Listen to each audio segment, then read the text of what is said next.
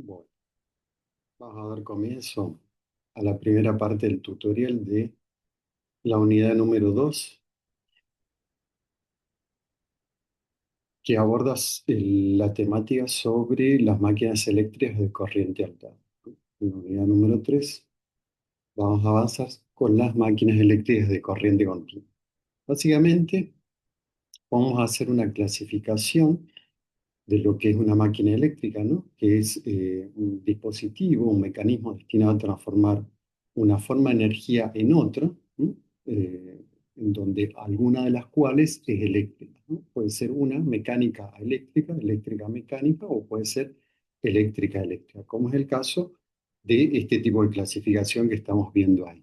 Generadores, motores y conversor, ¿no? El generador transforma la energía mecánica en eléctrica, el motor es la inversa, es decir, de energía eléctrica a mecánica, y los conversores, que serían los transformadores, van a transformar una forma eléctrica en otra eléctrica, en donde generalmente la vamos a utilizar, como veremos posteriormente, en los transformadores para elevar o reducir la tensión. Existe otro tipo de clasificación en donde podemos presentar de acuerdo a una normativa. Ahí podemos describir máquinas eléctricas estáticas, tales como transformadores, autotransformadores, entre otras, o máquinas eléctricas rotantes, por ejemplo, los motores, ya sea de corriente continua, de alterna, sincrónicos, asincrónicos, etcétera, etcétera. ¿Sí? Entonces tenemos esa división y ese tipo de clasificación. Podemos también discutir o presentar el tema de que las máquinas tienen pérdidas, ¿no? Entonces, vamos a ver que, digamos, incluso cuando nosotros estamos eh, cargando, cargando, ya sea un celular, una computadora y demás, está constituido por una máquina que es un transformador, un conversor, que con el paso del tiempo, digamos, va disipando un poco el carga. Entonces, podemos inferir de que hay una pérdida. Entonces, las pérdidas en general, cuando hablamos de cualquier tipo de máquina, ya sea una máquina pequeña como un cargador o una máquina grande, como puede ser un transformador o un motor que se utiliza en la industria, vamos a ver que tienen un conjunto de pérdidas, ¿no? Entonces las podemos clasificar en cuatro grandes grupos. Las eléctricas o pérdidas en el cobre, magnéticas o también conocidas como pérdidas en el hierro, y las pérdidas mecánicas o de rozamiento. Y después hay un cuarto grupo de pérdidas que son de menor cuantía y se agrupan dentro de lo que se conocen como pérdidas adicionales. ¿Sí? Generalmente el tema de las pérdidas se miden en unidad de energía por tiempo, es decir, en potencia, ¿no? Realmente en vatios. Entonces, bueno, las pérdidas en el cobre básicamente van a ser por pérdidas que tienen que ver por la circulación de la corriente en los conductores eléctricos que conforman las máquinas, ya sea en un motor, transformador o lo que fuese.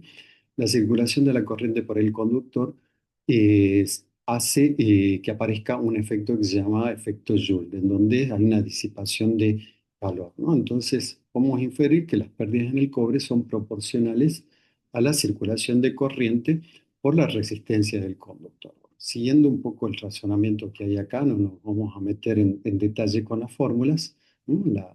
Lo pueden seguir en las transparencias después, en forma individual. Se puede inferir de que las pérdidas en el cobre, ¿no? Debidas fundamentalmente a la circulación de la corriente, si nosotros lo llevamos a unidades o a otra variable denominada densidad de corriente, es decir, corriente por unidad de superficie, podemos decir que la pérdida en el cobre es proporcional a, a la densidad de corriente al cuadrado por el peso del componente involucrado, es decir, el peso de todo el conductor este que estamos usando en la máquina, que es el cobre. Entonces, básicamente esto es una fórmula del tipo cualitativa que nos va a dar cierta indicación de qué es lo que está pasando en cuanto a las pérdidas en el cobre. Entonces, podemos inferir de que este tipo de pérdidas se pueden dar en todo tipo de máquinas de corriente alterna, corriente continua, y va a estar afectada por un diverso factor. Entonces, bueno, la conclusión que podemos sacar en primera instancia es que las pérdidas en el cobre son función del cuadrado de la densidad de la corriente y del peso del material activo. En este caso, el material activo es el cobre que involucra a la máquina en cuestión. Luego vamos a tener otro gran conjunto de pérdidas que van a estar involucradas, las pérdidas denominadas en el hierro. Como ustedes saben y vieron en Física 2, eh, el principio de magnético, el principio de funcionamiento magnético de algunas máquinas, como por ejemplo un transformador sencillo, está constituido por un bobinado que generalmente conectado a lo que se denomina un primario y un bobinado a la salida de lo que se conoce como el secundario. En el medio de ellos, de esos bobinados, va a haber un núcleo que va a estar conformado por hierro. Entonces, dentro de ese hierro, que es lo que nos interesa presentar a continuación como pérdidas, van a suceder dos tipos de pérdidas. Una que se denomina pérdidas por histéresis, que es la curva esta no lineal que tiene que ver con el funcionamiento, digamos, o los principios de fenómenos de emanación cíclica en el hierro, como dice ahí, de los circuitos magnéticos, es una suerte de magnetismo remanente que aparece, es inherente, digamos, al funcionamiento. Entonces, eso es una de las causas. Y la otra de las causas se debe a las corrientes parásitas, ¿no? Entonces, corrientes parásitas o corrientes de Foucault se deben, digamos, a una circulación, suerte de circulación que van a influir, digamos, justamente a causa de los flujos variables que aparecen. Entonces podemos concluir que las pérdidas en el hierro, digamos, en el entrehierro, que es lo que va a vincular la entrada y la salida, por ejemplo, en un transformador, la entrada constituida por un circuito eléctrico con cobre y la salida con otro circuito eléctrico con cobre, en el medio vamos a tener el entrehierro que va a ser eh, la, digamos, va a tener la posibilidad de transformar una forma eléctrica en otra forma eléctrica, vamos a tener en ese hierro dos tipos de pérdidas, la pérdida debido a histéresis y las pérdidas debido a las corrientes parásitas. La suma de ambas constituiría las pérdidas totales en el hierro. Se dice, sin entrar grandes eh, desarrollos respecto de las fórmulas que están involucradas, podemos concluir que las pérdidas en el hierro totales, medidas en vatios, son proporcionales a el peso del material del hierro, digamos, eh, que constituye, digamos, el núcleo, por ejemplo, en un transformador, por el cuadrado el flujo magnético o inducción magnética al cuadrado. En ese caso, podemos decir que hay dos relaciones. La relación que tiene que ver con en el hierro, por ejemplo, son función del cuadrado de la densidad del flujo magnético y también es proporcional al material activo, que en este caso es el hierro, ¿no? Podremos llegar a una pequeña conclusión en que tanto las pérdidas en el cobre como en el hierro van a depender de una suerte de relación. En una es el que está en función del cuadrado de la densidad de corriente, en el segundo caso estaría en función del cuadrado del densidad de flujo magnético, es decir, la parte que se mueve, digamos, y por otro lado, la parte estática, ¿no? En el caso del cobre sería el peso total de todos los bobinados de cobre, y en el caso del hierro, el peso total del entrehierro que está constituido, digamos, el núcleo que va a vincular entradas y salidas, como dijimos en el caso de un transformador, siguiendo ese ejemplo. Entonces, bueno, un poco la primera conclusión va por ese lado. Tienen una correlación ahí, uno por un circuito eléctrico y el otro por un circuito magnético. Después tenemos las pérdidas mecánicas que van a aparecer principalmente en las máquinas rotantes, es decir, motores, generadores. eh, entonces ahí vamos a tener diversas causas. Puede darse por rozamiento en cojinetes, por rozamiento en escobillas contra colectores, por rozamiento de las partes móviles con el aire o bien por potencia que absorben los sistemas de enfriamiento o de refrigeración cuando son equipos de gran potencia. Entonces, bueno, acá hay una fórmula cualitativa que nos nos indica un poco la proporcionalidad de las pérdidas mecánicas. Hay un término proporcional a la velocidad de giro lineal y otra que es proporcional a la velocidad al cubo. eh, y esa velocidad se mide en revoluciones por minuto. Después podemos llegar a una conclusión en donde tenemos un último componente que se denomina pérdidas adicionales, que se las clasifica todas aquellas pérdidas que no constituyen ninguno de los tres primeros grupos que mencionamos.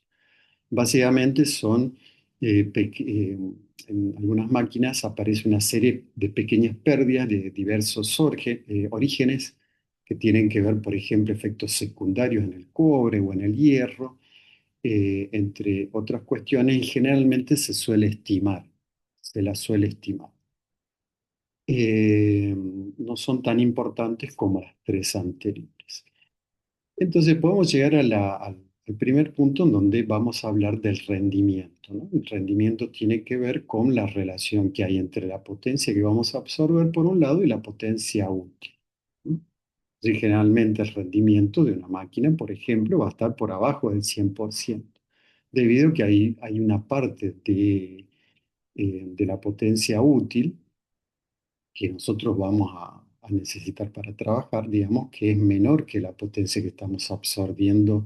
eh, entonces, y podríamos inferir que hay una parte que, por ejemplo, una parte que se va a ir en las pérdidas, ¿no? O sea, es decir, la potencia absorbida, que es la que tomamos de la red, menos la potencia útil que vamos a tener a la salida de la máquina, va a ser la potencia de pérdida, ¿no? En las cuales vamos a tener que las potencias de pérdida van a estar conformadas por los cuatro grupos que mencionamos previamente. Entonces, la potencia absorbida es la suma de la útil más las potencias de pérdida. Bueno, siguiendo un poco el razonamiento que está vinculado acá, la fórmula del rendimiento, es la salida sobre la entrada, en donde la potencia útil es la salida y la potencia absorbida es la entrada del equipo.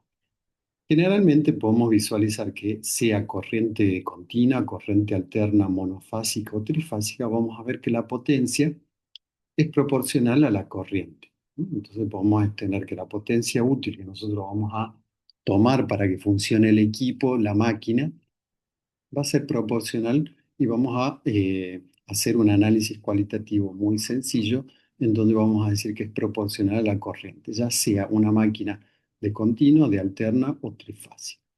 Entonces, bueno, siguiendo este análisis, podemos decir que las pérdidas en el cobre son proporcionales a la corriente que está circulando, al cuadrado de la corriente que circula.